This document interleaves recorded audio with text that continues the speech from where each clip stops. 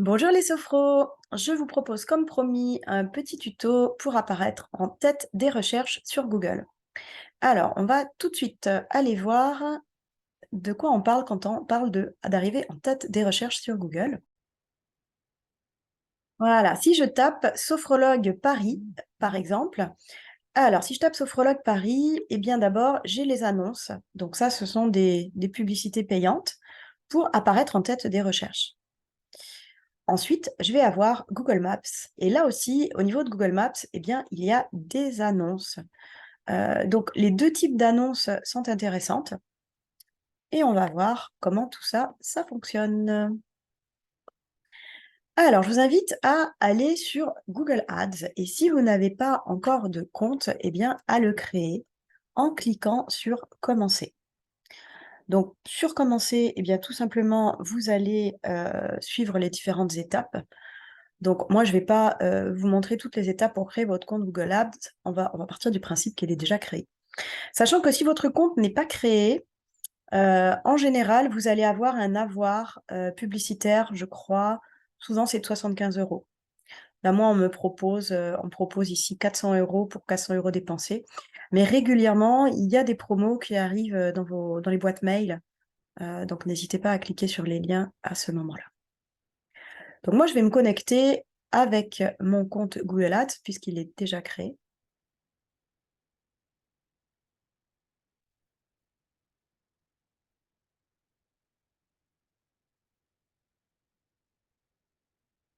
Voilà, donc là, je suis sur une ancienne campagne et je vais créer une nouvelle campagne publicitaire. Donc, je vais cliquer ici sur Nouvelle campagne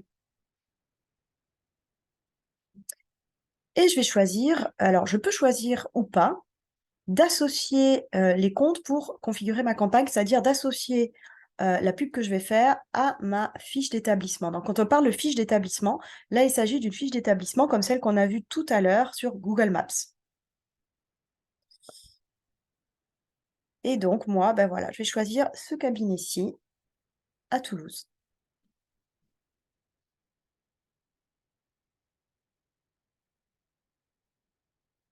Donc là, deux possibilités. Soit on va booster, on va faire une pub sur le profil de l'établissement.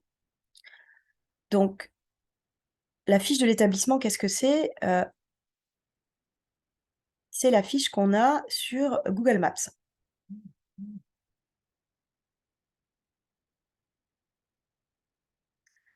Donc là, c'est ce qui est recommandé par Google. Bon, vous avez mes petites photos qui défilent. Donc, soit cette possibilité-là, ou si vous voulez que ce soit votre site internet qui figure tout en haut des recherches Google, eh bien là, vous pouvez choisir cette option-là. Alors, pourquoi est-ce que Google Ads là nous recommande plus spécifiquement le profil de l'établissement? Tout simplement parce qu'il y a moins de gens qui vont faire des pubs sur des sophrologues, du moins. Comme vous l'avez vu, il y en avait juste une tout à l'heure à Paris. Et il y a plus de... les pubs, souvent, vont être moins consultées pardon, que les fiches Google My Business. Donc, c'est à mon avis plus intéressant de booster le profil de l'établissement que les publicités qui vont être tout en haut. Mais à vous de voir, vous pouvez tout à fait utiliser les deux, tester les deux et puis voir comment ça fonctionne.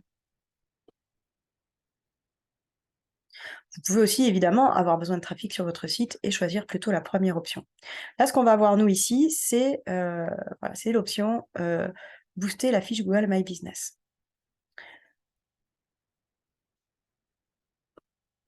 Et là, on voit ce sur quoi sont redirigées les personnes quand elles cliquent sur l'annonce.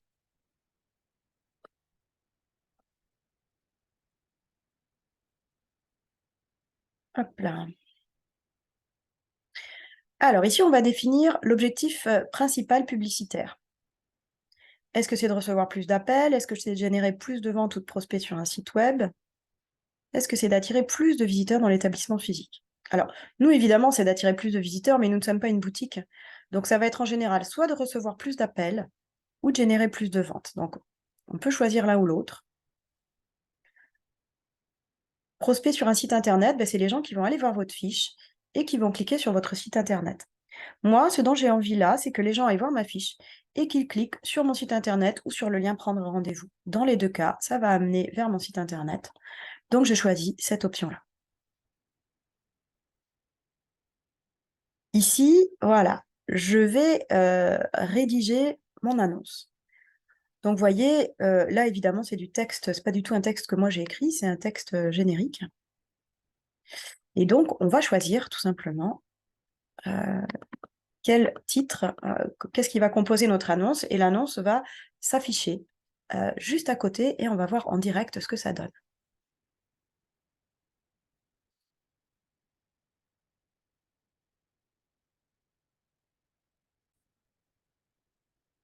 Alors voilà, j'ai rempli tous les champs, hein, c'est un exemple évidemment, hein. Je vois ce que ça donne à droite. Vous voyez, itinéraire, appeler l'entreprise. Moi, j'ai choisi d'afficher un bouton d'appel dans mon annonce, comme ça, si les gens consultent Internet via leur via leur téléphone, pardon, eh bien, il leur suffira de cliquer sur appeler l'entreprise pour m'appeler. Et il y a également l'adresse et l'itinéraire pour venir. Donc là, on me dit qu'il y a un non-respect des règles de ponctuation.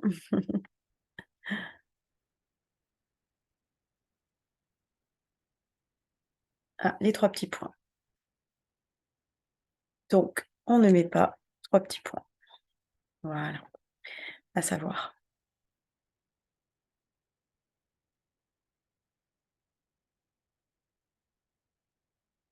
Ok, ensuite, on va voir à quels mots-clés on associe les recherches. Sophrologue, sophrologie caïcédienne, donc ça a été sélectionné automatiquement par Google. Séance de groupe, sophro-séance pour enfants, troubles du sommeil, confiance en soi.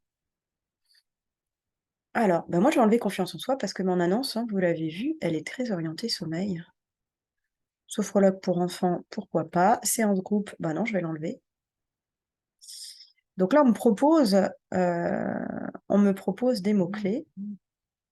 Donc, je vais choisir les mots-clés qui vont me sembler les plus adaptés. Puis, je peux aussi, moi, évidemment, en définir des nouveaux. Traitement des phobies, non. Cours de sophrologie.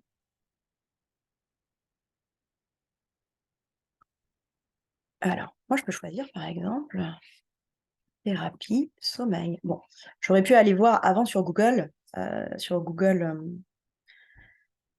la Search Console de Google, si c'était des mots, évidemment, qui étaient recherchés ou pas. Luminothérapie, câlin, non. Hop.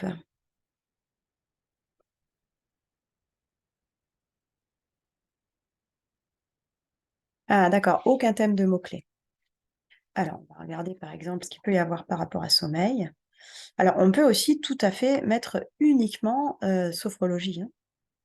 Si vous voulez simplement apparaître dans la tête, en tête, je vais simplement mettre sommeil.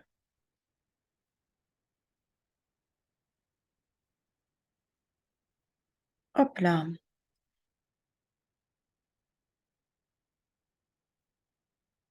Alors, et puis là, maintenant, je vais tout simplement décider où est-ce que je communique mes annonces. Donc ici, ça fait un peu loin, là aussi, là aussi. Donc, je vais plutôt, moi, aller spécifier des codes postaux.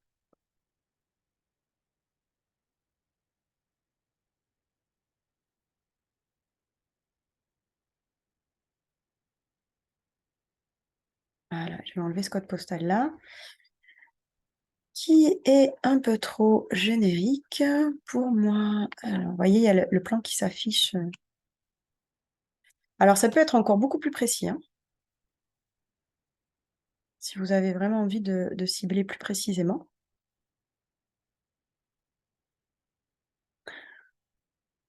Voilà, donc moi, je vais faire ce choix-là. Ça sert à rien d'essayer de diffuser trop large non plus. Et là, je vais sélectionner une option de budget. Là, par exemple, vous voyez, on me propose 1,60 € ou 1,90 €, ce qui fait un budget mensuel maximal de 58 euros. Vous verrez que ça a de très fortes chances de vous attirer beaucoup plus de monde que Doctolib, et pourtant, bah, ça coûte beaucoup moins cher et ça vous amène une bonne visibilité.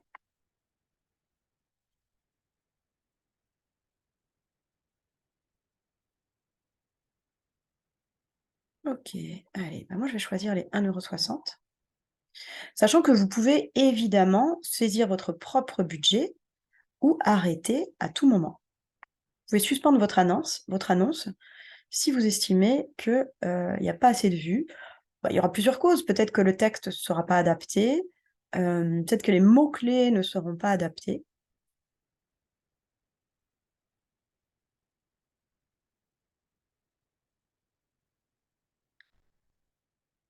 Allez.